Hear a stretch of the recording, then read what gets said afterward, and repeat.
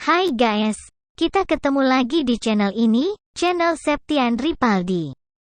Kali ini saya akan berbagi lagi guys, ini tentang komputer, ilmu pengetahuan komputer. Ilmu pengetahuan ini ilmu pengetahuan yang pernah saya baca di modul pengantar komputer bicara. Untuk tunanetra, oke langsung saja. Bila mendengar kata keyboard, maka pikiran kita tidak lepas dari adanya sebuah komputer. Karena keyboard merupakan sebuah papan yang terdiri dari tombol-tombol untuk mengetikkan kalimat dan simbol-simbol khusus lainnya pada komputer. Keyboard dalam bahasa Indonesia artinya papan tombol jari atau papan tombol. Pada keyboard terdapat tombol-tombol huruf AZ, angka 0 sampai 9. Tombol dan karakter khusus seperti petik terbalik gelombang akeong tanda pagar $% pangkat dan asteris garis bawah plus sama dengan kurang dari lebih besar dari, serta tombol-tombol khusus lainnya yang jumlah seluruhnya adalah 104 tombol. Sedangkan pada mesin ketik jumlah tombolnya adalah 52 tombol. Bentuk keyboard umumnya persegi panjang, tetapi saat ini model keyboard sangat variatif. Dahulu orang banyak yang menggunakan mesin ketik baik yang biasa maupun mesin ketik listrik. Nah, keyboard mempunyai kesamaan bentuk dan fungsi dengan mesin ketik. Perbedaannya terletak pada hasil output atau tampilannya. Bila kita menggunakan mesin ketik, kita tidak dapat menghapus atau membatalkan apa-apa saja yang sudah diketikkan dan setiap satu huruf atau simbol kita ketikkan maka hasilnya langsung tercetak pada kertas. Tidak demikian dengan keyboard. Apa yang kita ketikkan hasil atau keluarannya dapat kita lihat di layar monitor terlebih dahulu. Kemudian kita dapat memodifikasi atau melakukan perubahan-perubahan bentuk tulisan, kesalahan ketikan dan yang lainnya. Seperti juga mouse, keyboard dihubungkan ke komputer dengan sebuah kabel yang terdapat pada keyboard. Ujung kabel tersebut dimasukkan ke dalam port yang terdapat pada CPU komputer. Saat ini ada beberapa keyboard yang umum digunakan, di antaranya 1. Keyboard serial. Menggunakan DIN 5 mil dan biasanya digunakan pada komputer tipe X. 2. Keyboard PS2. Biasanya digunakan pada komputer ATX dan saat ini yang paling banyak dipergunakan. Pemasangan keyboard tipe ini harus dilaksanakan dengan cermat, sebab port yang dimiliki sama dengan port untuk mouse. 3. Keyboard wireless. Sesuai dengan namanya, keyboard tipe ini tidak menggunakan kabel sebagai penghubung antara keyboard dengan komputer. Jenis koneksi yang digunakan adalah infrared, Wi-Fi atau Bluetooth.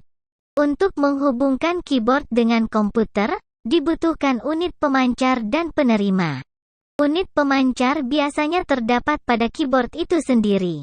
Sedangkan penerima biasanya dipasang pada port USB atau serial pada CPU. 4. Keyboard USB.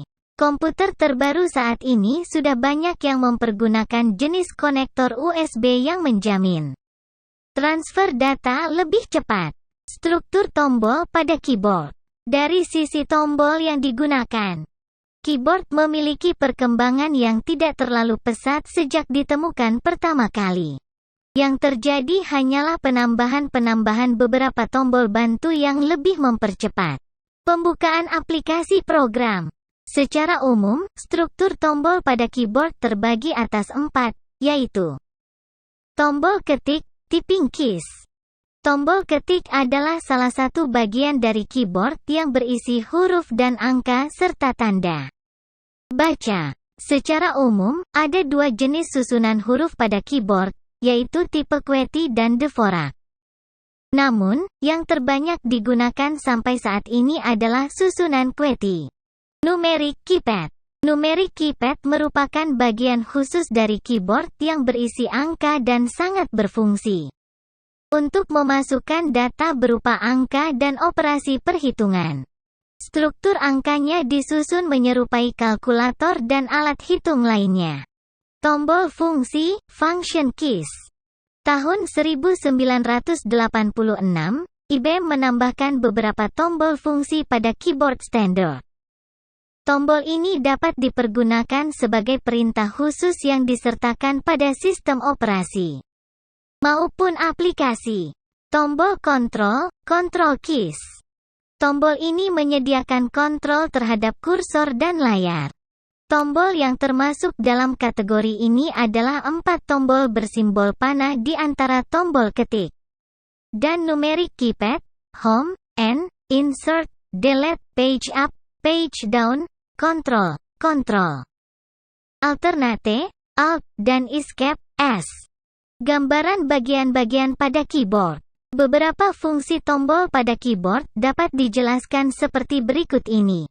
Tombol Alt biasanya ada di sebelah kanan dan kiri dari tombol spasi yang bentuknya memanjang, akan berfungsi bila penggunaannya dipasangkan dengan tombol seperti F4 misalnya yang berguna untuk shutdown atau menutup Windows program yang sedang aktif. Tombol kontrol biasanya berada di ujung bawah kiri dan kanan dari kumpulan tombol-tombol ketik. Akan berfungsi bila penggunaannya dipasangkan dengan tombol lainnya seperti tombol C atau disebut juga Ctrl plus C akan berguna untuk menyalin satu objek yang ditunjuk ke dalam keyboard, yang nantinya dapat disalinkan pada area kerja yang ditentukan dengan menggunakan Ctrl plus V. Tombol F1 F12 letaknya di bagian paling atas keyboard dengan berjejer 4-4. Adalah tombol fungsi yang pemanfaatannya disesuaikan dengan sistem operasi atau aplikasi. Misal, F1 biasanya digunakan untuk menampilkan menu help yang akan memberikan penjelasan mengenai aplikasi yang sedang berjalan. Tombol S, escape, biasanya ada di pojok atas sebelah kiri yang posisinya agak terpisah. Adalah tombol yang kegunaannya sama dengan pilihan cancel, yaitu untuk membatalkan satu tahap pekerjaan. Tombol Enter, tombol yang biasanya ada di pinggir kanan dari tombol-tombol kecil dengan bentuk paling besar dan biasanya seperti huruf L awas dibalik. Adalah tombol yang kegunaannya sama dengan pilihan tombol OK, yaitu untuk menyatakan bahwa operasi yang dilakukan betul dan selesai. Enter juga dapat berarti menyisipkan baris kosong atau baris baru pada proses pemasukan teks. Tombol Tab, tabulasi, letaknya biasanya ada di sebelah kiri dari tombol huruf key. Pada window dialog, menekan tombol Tab berarti pindah ke field atau daerah isian atau pilihan. Berikutnya, pada saat proses pengetikan, Tab berarti lompat ke penghentian tab stop terdekat. Tombol kursor, 4 tombol yang ada simbol tanda panah atas, kiri, bawah, dan kanan, yaitu menggerakkan penunjuk karakter, kursor, sesuai arah anak panah bersangkutan. Tombol backspace, biasanya ada di pojok kanan atas dari tombol-tombol ketik. Menekan tombol backspace akan mengakibatkan karakter, huruf di sebelah kiri kursor terhapus. Tombol Del, delete, biasanya ada di pojok kiri bawah dari 6 kumpulan tombol navigasi yang ada di sebelah atas tombol-tombol panah. Menekan tombol delete akan mengakibatkan karakter, huruf di sebelah kanan atau di tempat di mana kursor berada akan terhapus. Tombol home, letaknya juga ada di atas tombol-tombol panah. Menekan mengakibatkan kursor berpindah ke awal baris di mana kursor berada. Tombol N, ada di bawah dari tombol home.